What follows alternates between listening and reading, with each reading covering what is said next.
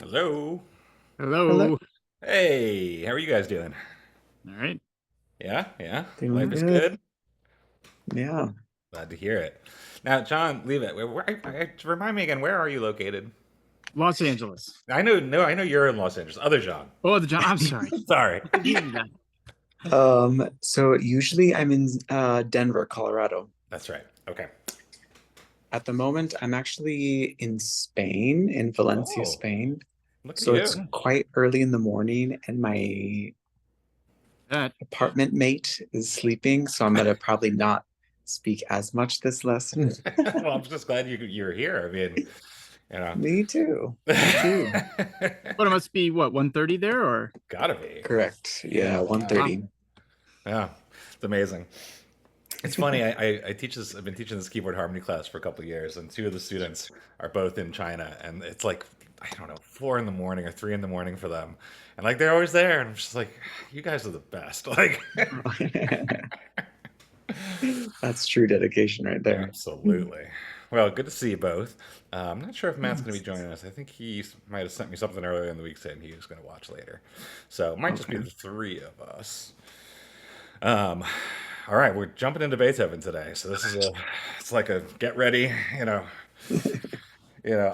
I called this episode kind of tongue in cheek as the skyscraper, and then I started looking at it again today, and I was like, that was a good title because this thing just becomes bigger and bigger and crazier and crazier. And I think what I want to kind of show you today is like not as big as it can get, but like going from Mozart to this in only about 15 years is kind of like amazing. As you kind of imagine the exponential growth from there, you know. Like our last one, or yeah, our final one next week will be on the Debussy Violin Sonata. And I halfway thought, like middle of the week, I was like, maybe I should switch it to Brahms because then I could show you like just how epic, or I could even go to like Mahler, or Bruckner, Sibelius, and go to like the biggest version. But I already promised you Debussy, and I feel bad changing it on you, last second. So we'll stick with it, but maybe I'll make an extra episode. Anyhow, um, so this will be kind of like I think, as you'll see, like pushing the boundaries of how big this form can actually get in this space before arguably people push it over the edge. you know, um, you guys, I'm sure you've heard the commonly, I don't know, held belief or whatever that tonality died because it just got bigger and more complicated, and all of a sudden everything was done and you couldn't do anything more and it just fell over. Yeah. That's not untrue, but it's only really true in German music. In French music, that never really happened, right? I mean, there's more French tonal music of the 20th century than there are German and Austrian, but they didn't ever see it as a problem because I should probably save some of this for next week. But they did see it as a problem because in the French tradition, it was always about adding on to something. Like you have a triad and you add another pitch to it. Right? The German way of thinking is that no, no, no, no, no. Everything is a triad, and everything is has to have its root position, and we build up from that root. Right? Kind of like explains a lot about their different personality types in general. But you can imagine the problem with that is the German one is like you can only build it so high before eventually it's gonna right. The French system like keeps it small, but it's like you can't really put your finger on it exactly, right? It like evolves in that way. So I don't think it's any surprise to me like that the tonal system kind of blew up, but I think we need to put the German tonal system kind of blew up, right? The piece, if you want to look for like how did this happen, the piece I always point to is Strauss's Electra, right? Late opera. That thing is insane. I mean, it's supposed to be insane. It's about insane people, but Greek tragedy. So I mean, spoiler alert, it's not going to end well. And it's got like everything from extended tonality to 12 tones to some Fibonacci stuff to like all kinds of crazy nonsense going on all at the same time in that piece. And it's a lot, you know. I think of that kind of being like the most maximal sound, right? I say all this because like form follows the same historic kind of path, right? The Germans build it up and up and up and up and up and up and up, and then the French go, I'm gonna parse it down to like the smallest little tiniest thing I can make it, and then I'm out of here. I gotta go back to the cafe. So, um, how do we build? Okay, let me show you this. I remember 1 second. Okay, I made you this little chart last time. I'll pull it up again. Here it is. All right. With our exposition, our two sections, theme and tripart transition, secondary theme, lyrical, antecedent, consequent, secondary transition, closing theme, coda, development, cadenza if necessary, recap is the same, right? Okay, so that is the classical Sonata Allegro. As we move into early romantic, it's going to get a lot bigger primarily because of this, a long introduction. I mean, think about your Beethoven like symphonies. Like, how many have introductions to their first movements? Almost none, right? Until you get to the last two, right? It's odd, but in the piano sonata they start happening rather quickly. So I'm assuming you guys like really know this piece. Like, kind of everybody knows this piece, right? So am I assuming correctly there, or am I over? At least Yeah. on my end, yes. Okay. And John, Yeah. you feel the same way? Okay. So I don't need to like play through this whole piece. Like, you know what it's like. So I'll just kind of give you excerpts because I want to talk about the idea. So when you first hear this, one of the uglier chords in the repertoire, and meant to be, you know. I don't know how you do forte piano on the piano, but I think, you know, the idea is like just shock everyone, you know. Do you guys? Okay, here's a deep cut alert.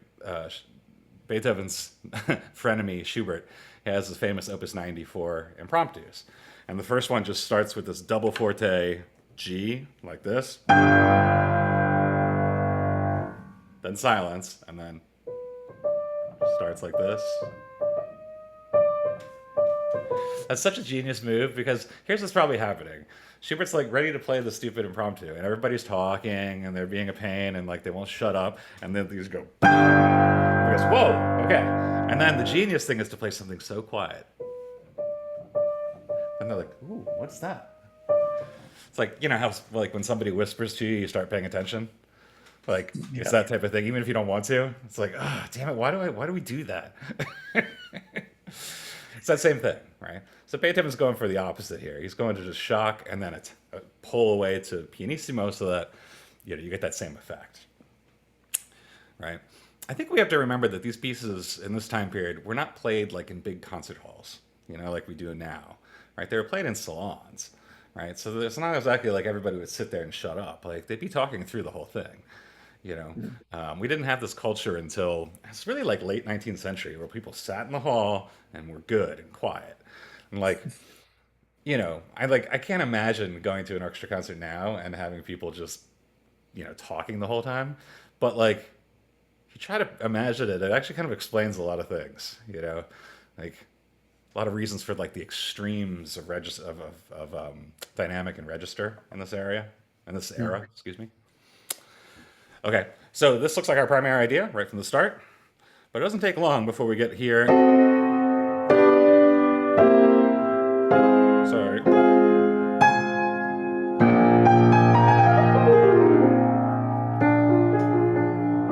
Okay, what's this? That's a secondary idea, right? That's not related to this. You might think, well, look at the kind of double dot, not double dotted, but, dotted, what is that? 16th and 32nd. That's kind of like this. Yeah, true. But this is a totally different context.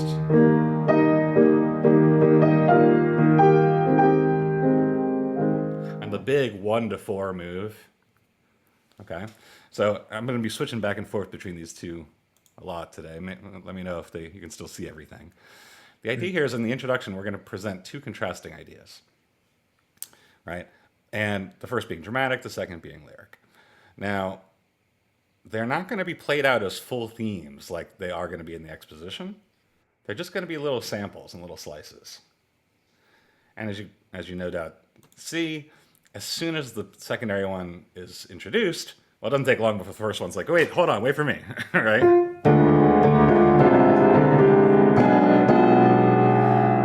And now they're going to duke it out.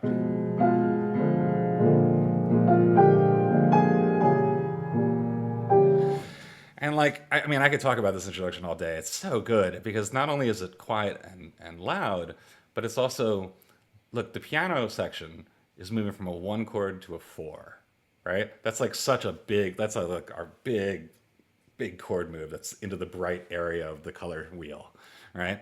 Then the diminished bring us back into the dark end of the color wheel, but that diminished becomes a dominant seventh by taking the B natural down to B. And again, we're brightening the sound. And then we're destroying the sound.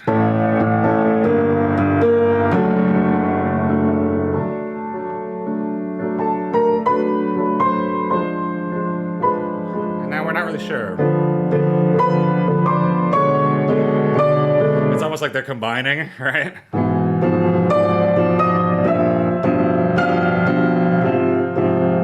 another sforzando piano.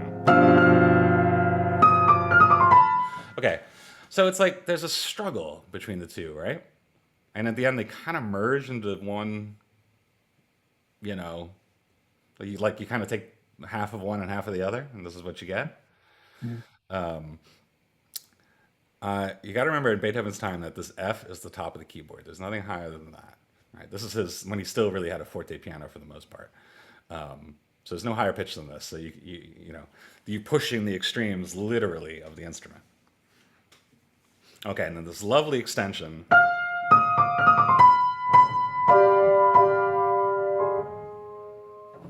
And you know, everybody plays this piece, of course, but even the great pianists, sometimes they always shortchange that rest that's coming up. This is grave, right? So an eighth note is long.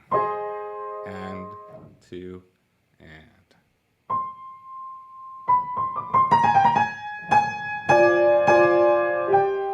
And this is every piano teacher's favorite moment to see if you practice your scales or not, right?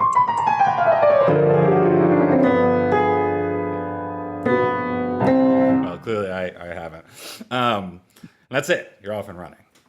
I love that the chromatic scale is literally like taking an eraser to the whiteboard, right? It's like, if there are any dissonant hanging pitches, any hanging pitches at all, whatever, we're just going to wipe them all clean.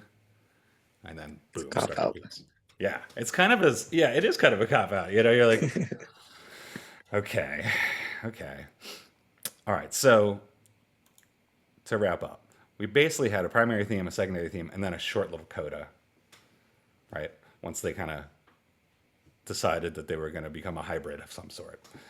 So what's the like intellectual effect of this? Well, clearly I can't just do that and then go on and do the normal sonata and be done with it, right? This is the very first thing we hear, and it's super memorable, right? So it needs to return, but it can't return as part of the exposition.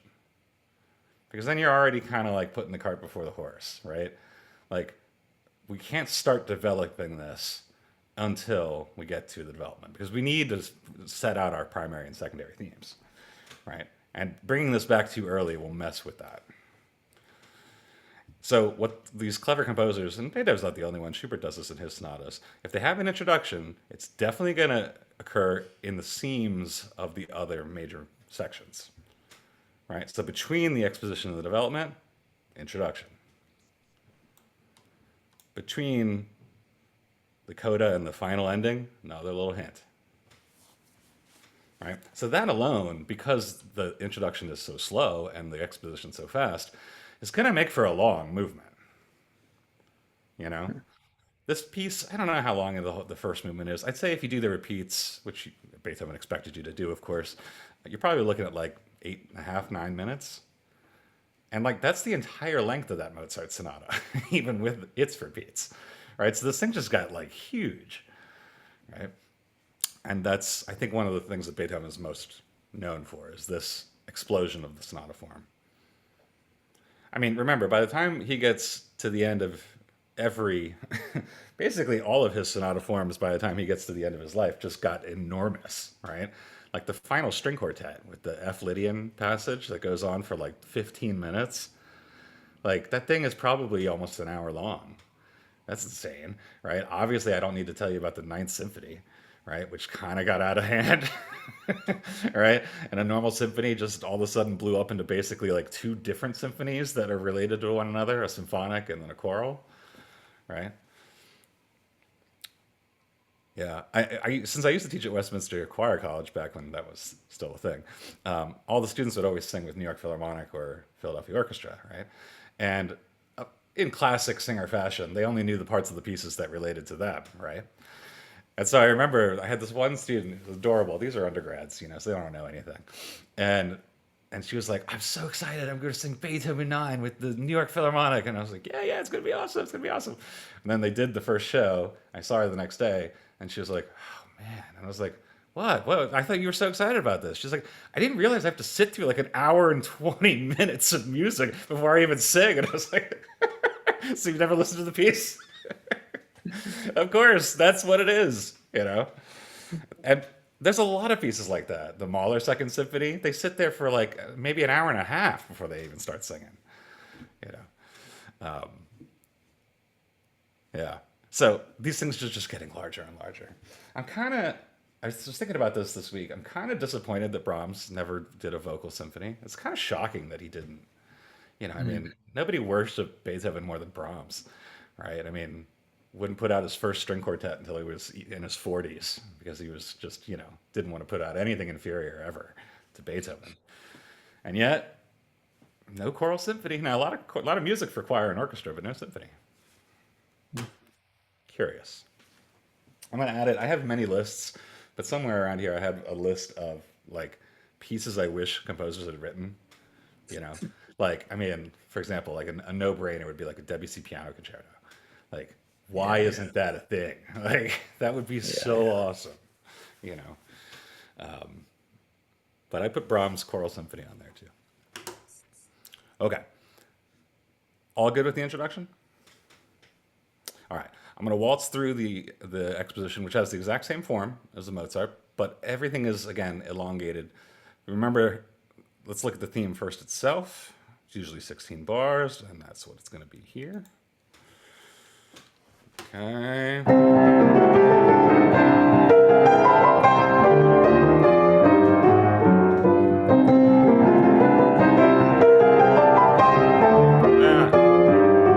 Ah, and then on the half cadence.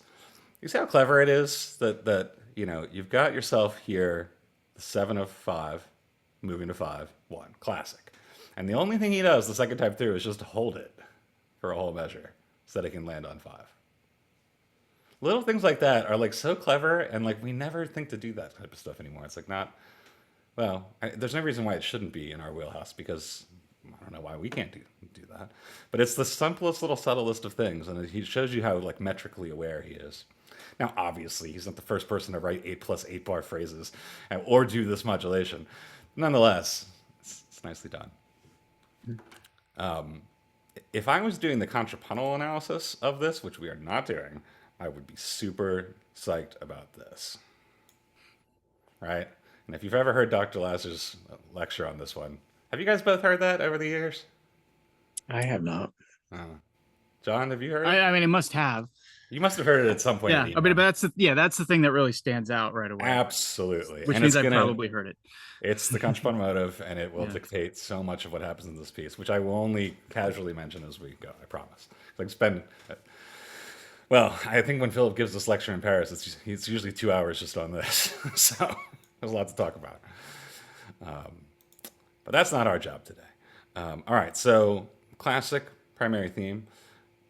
Primary transition part 1, fragmentation. This is about as good as it gets.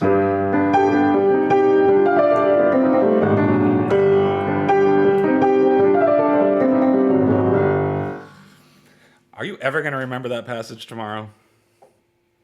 No, probably not. But it's perfect because it's half the length, right? 8 bars become 4. And inside the 4, it's 2+2, non melodic. That's classic fragmentation. It just so barely hints at the secondary theme of the introduction. You might be like, what? No, but I'm serious.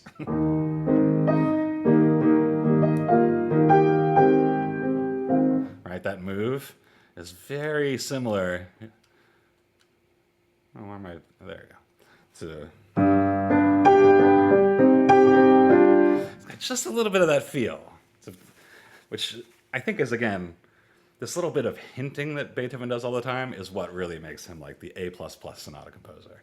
Like, I've never seen a book say that that's what that is, but I'm pretty sure that's what that is. Because it's like, why that texture? We already did that texture. All right.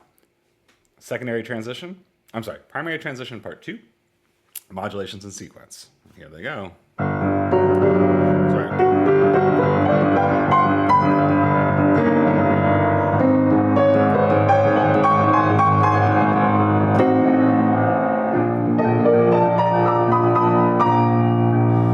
That's it. We're now in the dominant of our new key.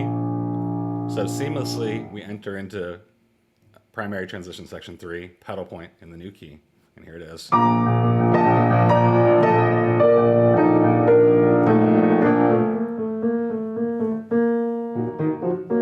there you go, secondary theme. This is textbook.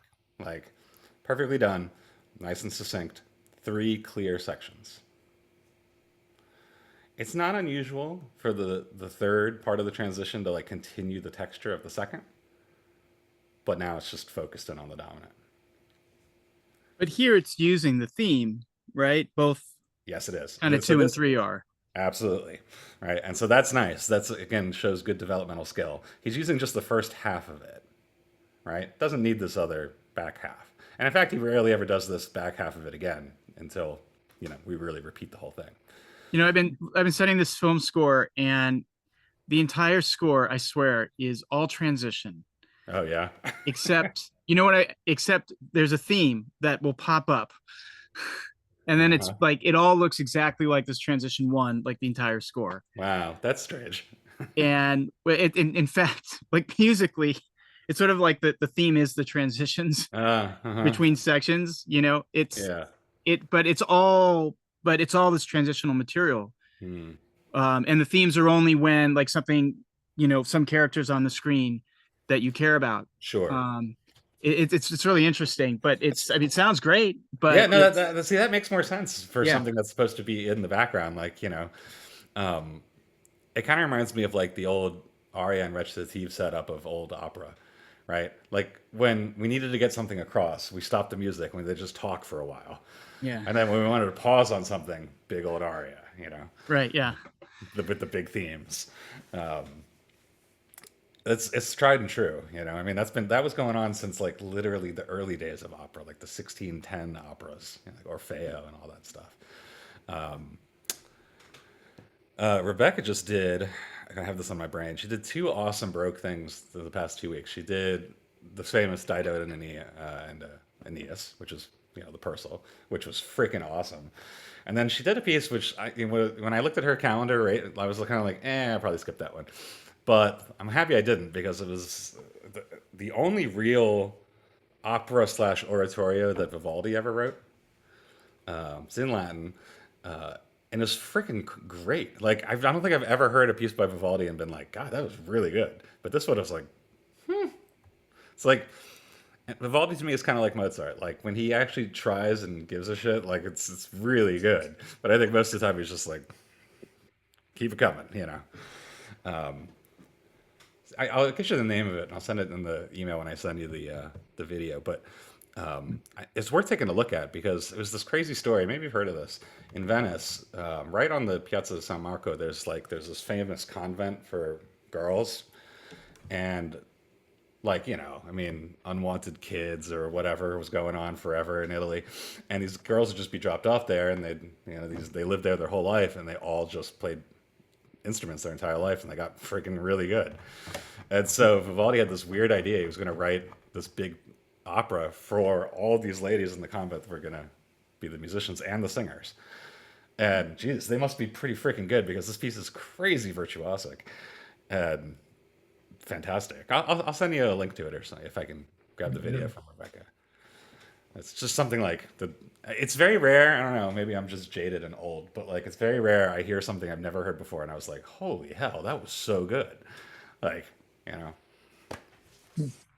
Anyway, got off topic. Second theme is coming. Oh, let's talk proportion for a second. Right, so 16 bar primary theme, 8 bars here. let's call it generously kind of 12 bars for part 2, and then maybe four or 5 bars for that. All of that is going to be shorter than the secondary theme, which is really long in this piece, from here all the way down to here. So antecedent consequent, like we talked about before.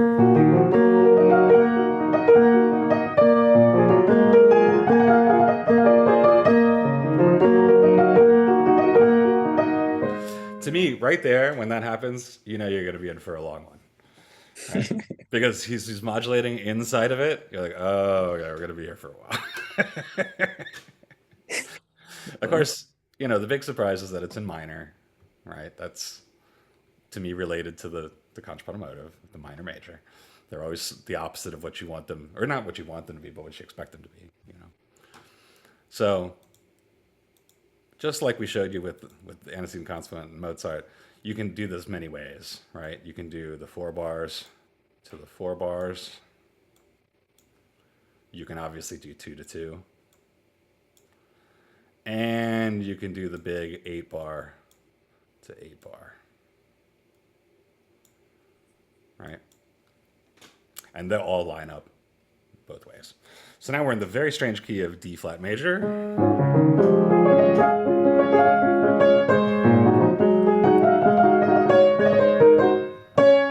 Now it's very clever here because you're in a strange place, right? You can't do this thing forever. We got to get back to the piece proper. So notice he only gives you 8 bars here, approximately. Doesn't give you the full-on 16 in the key that he did for the home, well, not the home key, but the key of the secondary theme. Breaks it off here and starts sequencing. Where am I?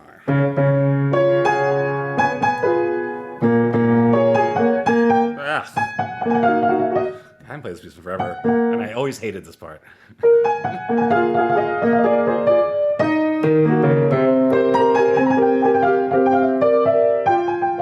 Okay, so then we modulate it again, right? Now we're in Fa. We're really all over the place. And it's, I mean, if you really think about it, from Mi flat to Re flat to Fa, that's not normal. That's extremely unusual. I mean, long gone is the 1 to 5 to 1 that we talked about in Mozart, and the 1 4 1 on the return. That's long gone. Okay, so, oops. As you know, he's got to get back to the home key and quick, but it's not going to be hard for him. There's the motive again. All right, so nice. I love the counterpoint too. That's a heck of a chord.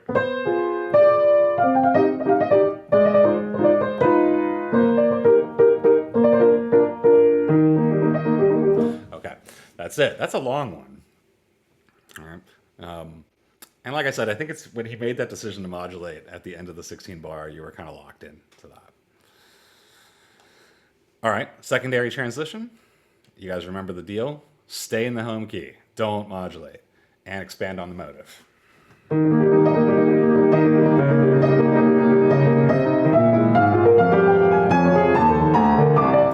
Well, you can tell where the motive is, right? Just play the first species.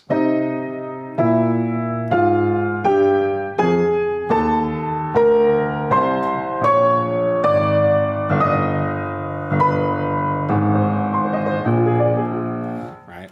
Literally going through and showing you, here's Mi to Mi natural, La to La natural, Re to Re natural. So nicely done. And he literally repeats the exact same thing. No change, except that he goes kind of up and over the top in the very end here. Right? See here? He dropped it off. Second time around, he's going to keep going.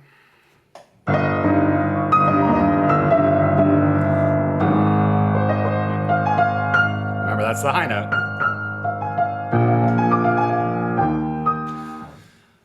So, perfectly achieved. What was the point of all that? To just kind of like process the motives a little bit, but not in a memorable melodic way, right? Because you still got to remember the 2 main themes, plus the 2 that are in the introduction, So like this doesn't need to be melodic. All right. I'm cruising through here because I know this piece is long, and I would really am going to get to the end, I promise. Closing theme, slightly more memorable.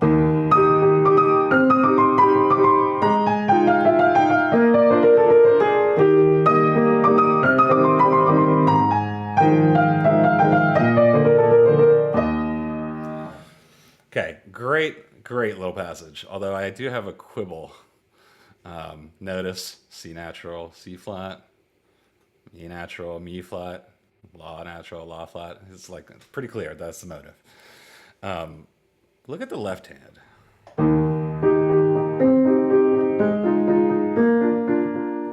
Totally standard. And then this.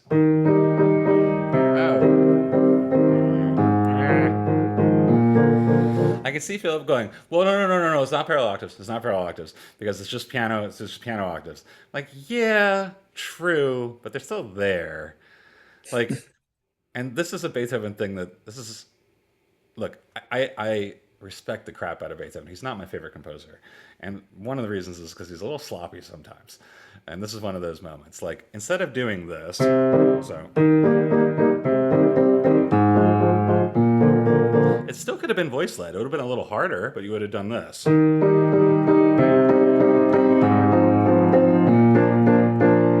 Right? Meaning you're actually doing your proper voice leading.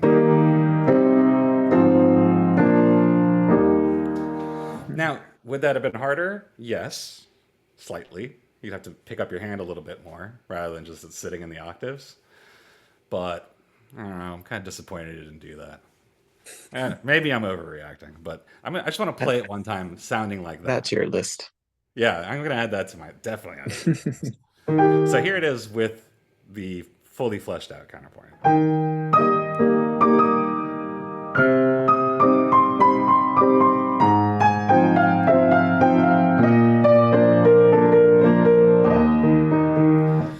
I think that makes more sense, personally.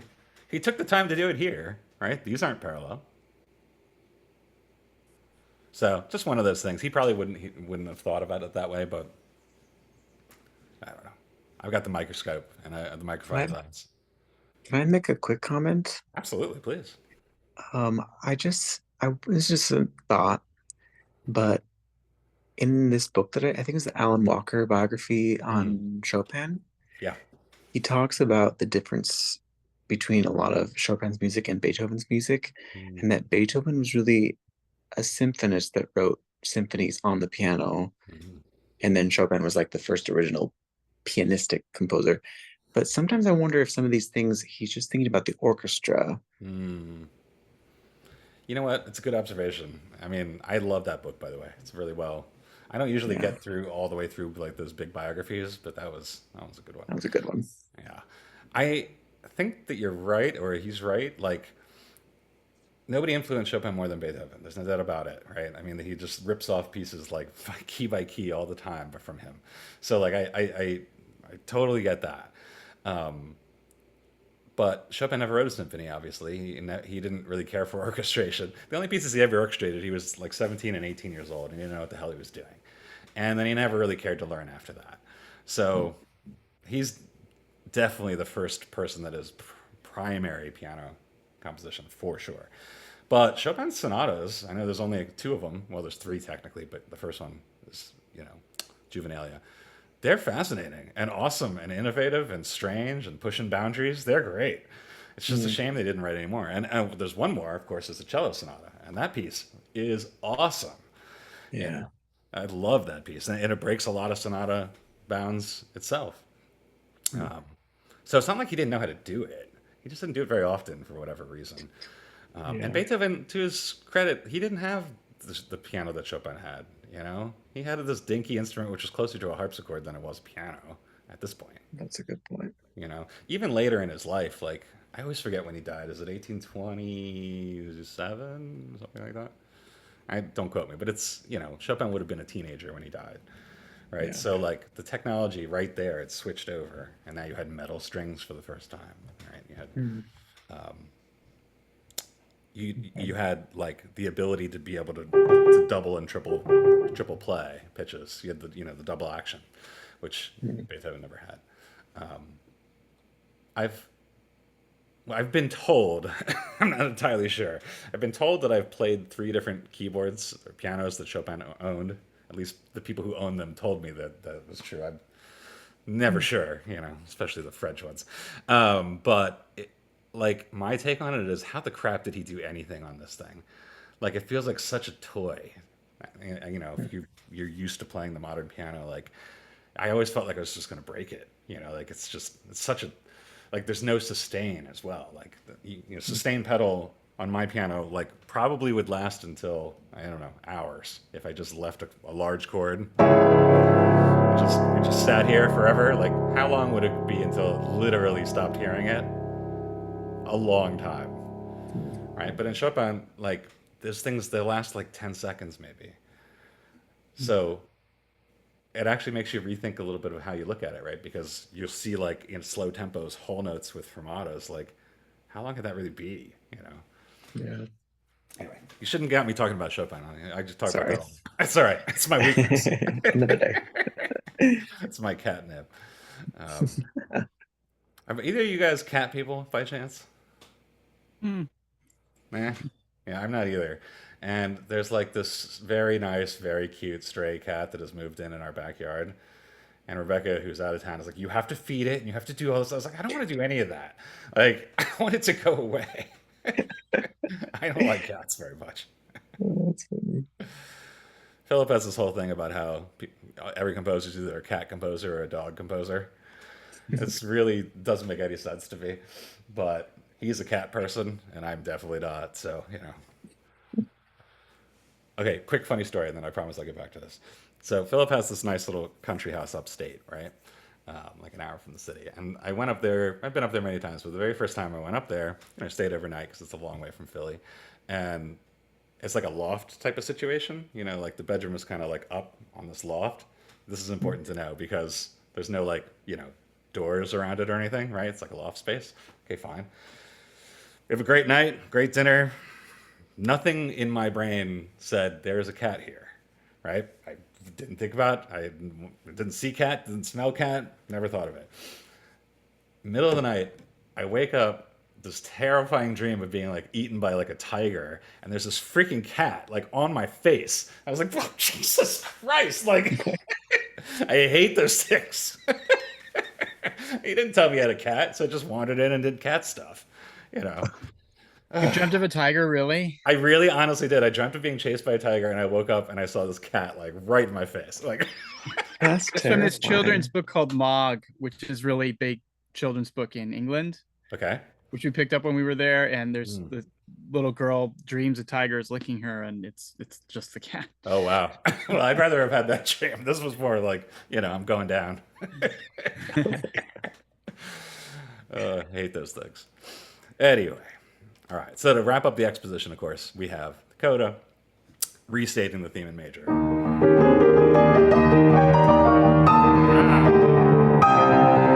This is orchestral music, right? Like, this is not piano music. I can't play whole notes and make them sound, with any gravity, really. But this would be trumpets and horns.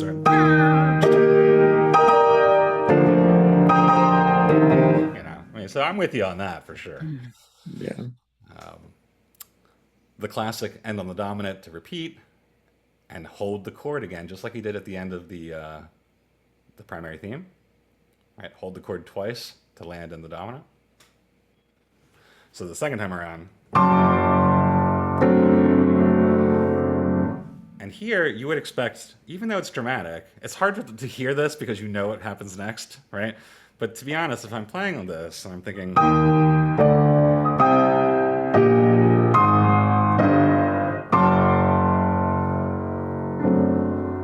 I hold it, I'm thinking major. But it's not, of course, it's minor. So that's very similar to the way he got into the secondary theme, right? Where he let you sit on this for a while, making you think it's definitely going to E flat major, E flat minor. Same trick. I don't know if that's what gives it its code name of Pathétique, these constant switches to minor, but it sure isn't hurting the cause. right, so here's our restatement.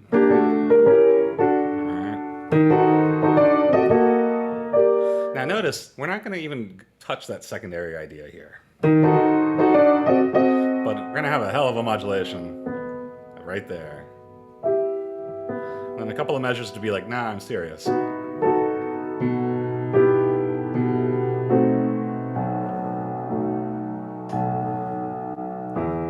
Okay, then the development begins. So that's not much, but it's a total character shift. Tempo from Allegro all the way back to Grave. Big modulation to the seemingly random key of E minor, which, again, is explained by the contrapuntal motive, right? E flat, E natural are going to be an E flat, and they're going to be an E. So one of the additions that kind of Beethoven added to the contrapuntal motive lexicon, right, is using your motive to actually generate key areas. That would never happen before. But it's also because, like, in Mozart's time, you just didn't make modulations like this. Like, it just wasn't done. And the reason it wasn't done is because, we still hadn't really settled on this whole tuning question, and there were 10 different methods out there. So you can't modulate from C minor to E minor. That's just not going to happen.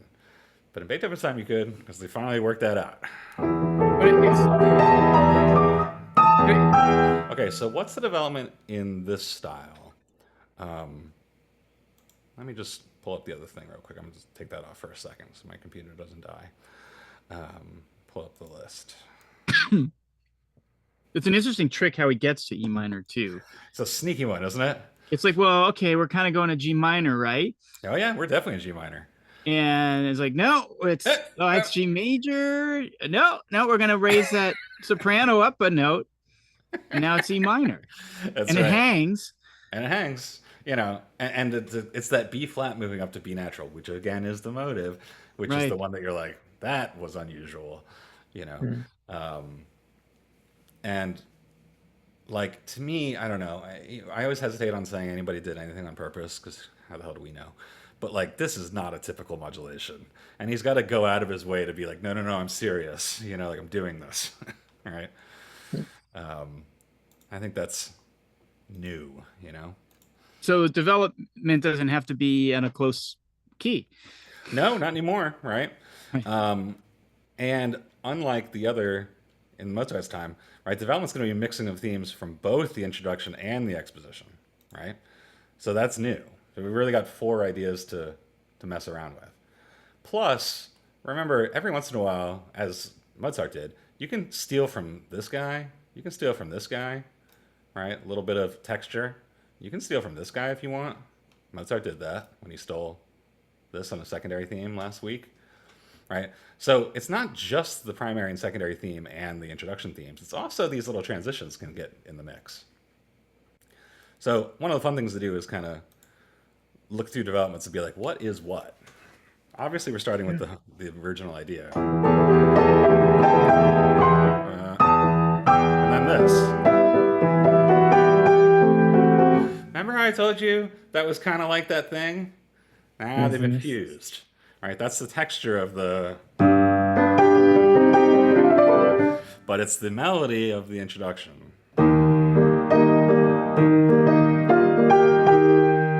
Oh, sorry, that was the wrong key.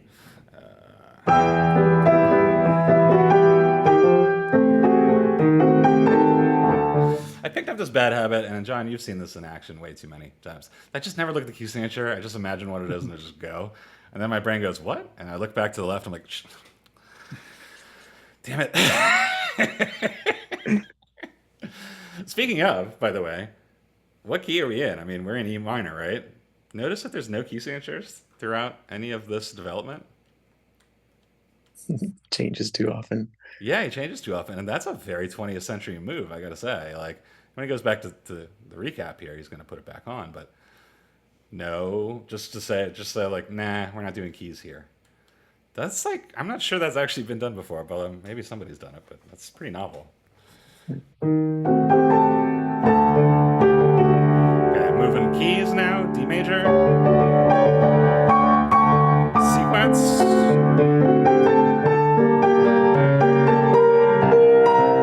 Okay, now moving into F, right?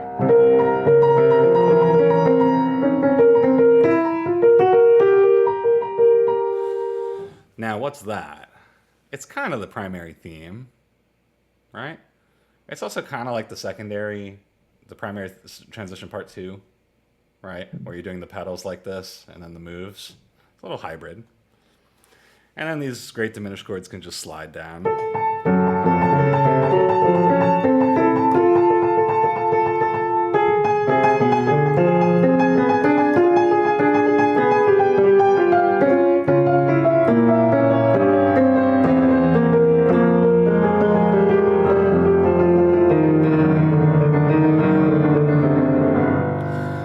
That's such a cool passage because it's a huge fake out, right?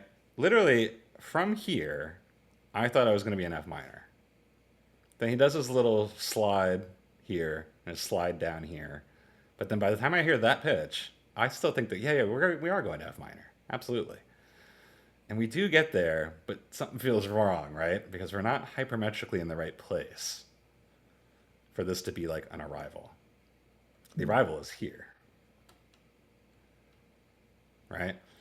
And all you gotta do is kind of think about how it shakes out. Our last major like hypermetric downbeat is here. So it's 1, 2, 3, 4, 1, 2, 3, 4, 1, 2, 3, 4, 1, 2, 3. That's not the right place. It's got to be 1, 2, 3, 4, 1, or an extension, which is what this turns out to be. 1, 2, 3, 4, 5, 6, 1. So yeah, so something in our brains knows that that's not an arrival, even though everything tonally says it is. We've been trying to get to that key this whole entire time, and yet it's a cool little something to think about there. Can't help but wonder about the counterpoint in those 5 bars. Yeah, they're interesting. Again, maybe not his finest hour on that front, but it gets the job done. You know, I mean, the parallel diminished are just classic of this time period, so that's whatever. The landing on the non-chord tone of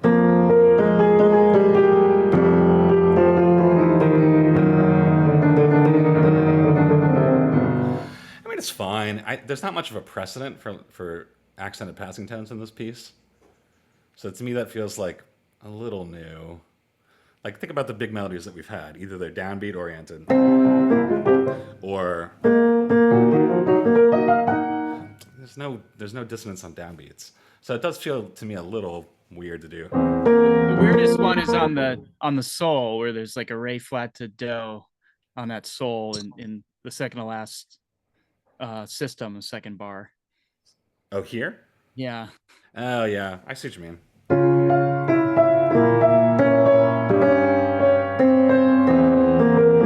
Yeah, I mean, it's taking rather liberal use of this sequence idea. Yeah. You know? That's, yeah. Best not to examine it too closely in harmony. No, look, remember, of all the parts of the piece you're never going to remember, it's going to be this, right? Because this is stuck right in the middle of the development. All right, now we're going to begin what a lot of people call, I've always hated this word, but it's what people use, the retransition. It's my pet peeve in freaking music theory that people use the same word to mean different things all the time, and it just drives me insane. So why use transition at all where we're already using it in all these other places? Basically, it just means the pedal that's going to get you back to the recap. But I just put it because you're going to see this in a lot of textbooks. Retransition. Dumb. It should just be like, the pedal point that preps the recap or whatever you want to call it. But retransition? Obviously, I wasn't around when they made these things. I got to say, this passage, which is really in like the darkest section of the whole piece here, is freaking pretty ahead of its time.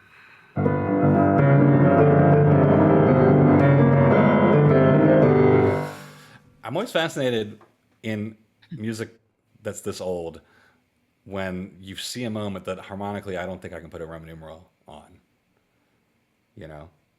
Like, okay, it's all pedal point, fine. There's the dominant. This is like Neapolitan or Phrygian to the dominant. And this is like, the dominant ninth.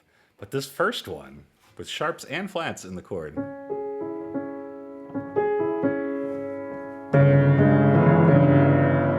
that's freaking great. Right? He's really just, this is where he's thinking more contrapuntally than harmonically, right? He's thinking, okay, I'm going to get to this.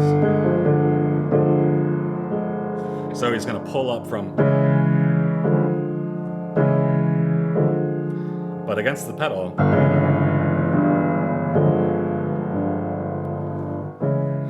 love dissonances that sound like consonances on their own, right? Like when I just play these notes, they sound like a chord because we're hardwired into hearing that as a chord, right? But both of these pitches are wrong and they get pulled up, which is again our freaking motive. So it goes here.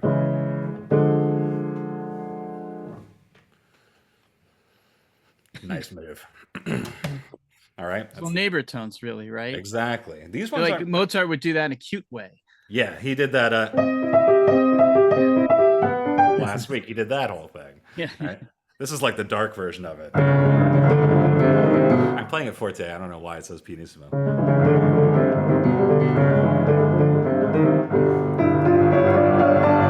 Like this. That's like so Beethoven. Like brute force. Like just top and bottom of the keyboard. And then he repeats the whole thing.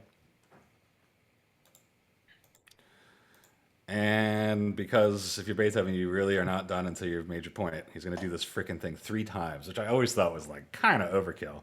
But hey.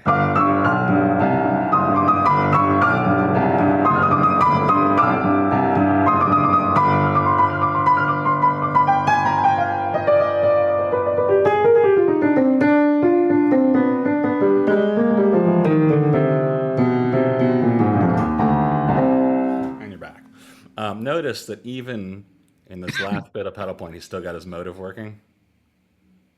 All right. B natural, B flat, B natural, B flat. That's, I think, the big difference from Mozart. I think we talked about this last week where I was like, with Mozart, a lot of these passages are just kind of throwaways. You're just like, meh, whatever. I got to get to the second theme. Right? But in Beethoven, every one of these is integrated with its motivic elements. Makes it very memorable. Is that like akin to like where a cadenza kind of grew out of that kind of thing at the very end of it? Oh, absolutely. Yeah, like this would be where the cadenza lies, right? Yeah. Like the orchestra stopped with the, and then the piano, something super virtuosic. It's surprising he didn't do it in both hands. Like it seems like that type of passage for him, where if it was a concerto, you would do, right, 2-handed version of it.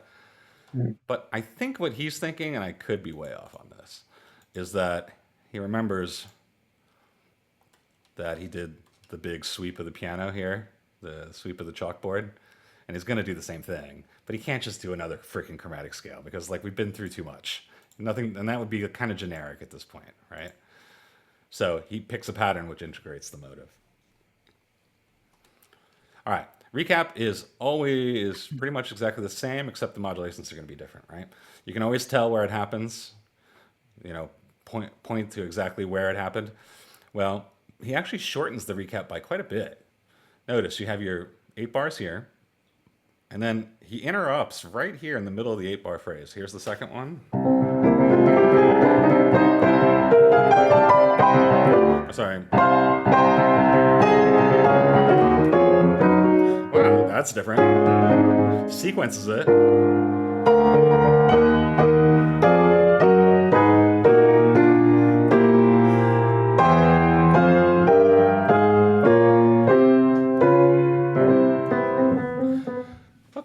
Okay, so by doing that, what happened? The first part of that primary theme transition is just gone. It just got destroyed. It just got, you know, subsumed. And you move right into the second part of the transition, the sequencing, right? And then in a flash, you're finally in fa, and you're on your little pedal point. It's a tiny pedal point. Everything kind of got shortened down, right? So it's like if I made it, hold on, let me switch back to this real quick.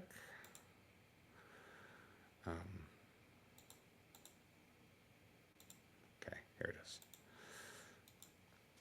So like, it seems like we're going to do the whole thing, right? But like this is shortened, right? This is just out. What if this thing has a strike through? You know what I mean? When they put a line through it. I don't know how to do that on this. It doesn't matter. You get the idea. This is basically just like, you know, gone. 2 is still there, pretty much, right? But then the 3 is shortened. And I think, probably the thinking was starting to be a modern one where it's like, we just did the exposition. And by the way, we did it twice. Okay, I didn't play it twice, but we just listened to it twice. We don't need all this crap. We're like, get rid of all the fat here on the second time around. you know? And yet, he still gives you a pretty long second theme. So let's look at it real quick. It's actually the exact same as the last one. It's just up a step, right? Now this you might recall in Mozart how he would try to go to the subdominant here to get back home. That he does here. So it's actually a pretty traditional thing to get to F. But to think that your secondary theme was an E flat minor, and then in the recap it's an F minor, that's actually the normal one. The E flat minor was the weird one, right? Okay, so that puts everything up. Secondary transition here.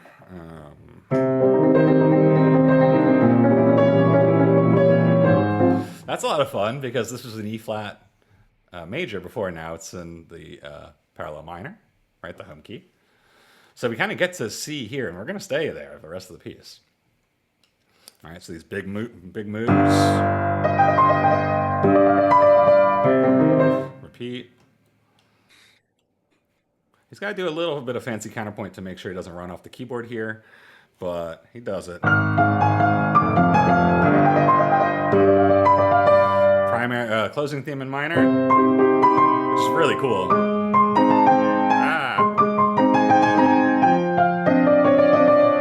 Oh, you know what? That's where that comes from in the development with those accented passing tones on the strong beats. It's from this, right?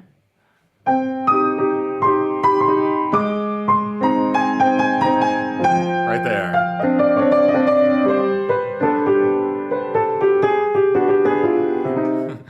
This isn't Bach anymore. Augmented seconds, don't care. Just gonna do them. And that leads us, of course, back to the home, right? And eventually coda.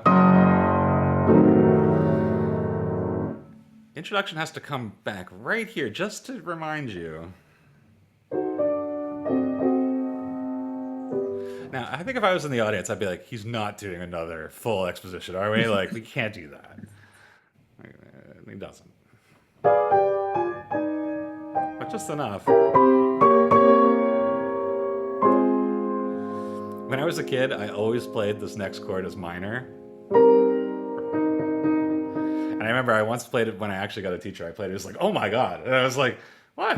It was like, it's an E natural. I was like, no, it's not. It's like, what, you think it's a minor 5 chord? I was like, I think it would be cool if it were, But of course, it's not that.